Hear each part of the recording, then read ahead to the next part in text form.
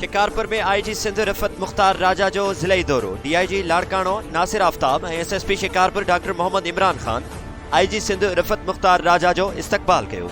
SSP office आमद ते IGP Sindh के पुलिस जे चाको चौबंद दस्ते जनरल सलाम पेश कयो।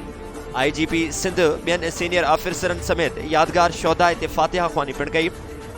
दौरे दौरान आईजीपी सिंध जे ज़ेर सदारत एसएसपी ऑफिस में आला सतही इजलास थियो। इजलास में DIG Larkana Nasir Aftab, DIG Sukkur Abdul Hameed Khoso, SSP Kashmore Rohal Khoso, SSP special branch Larkana Mansoor Ahmed Mughal ऐं एएसपी सिटी शिकारपुर मोहम्मद उस्मान खान शिरकत कई।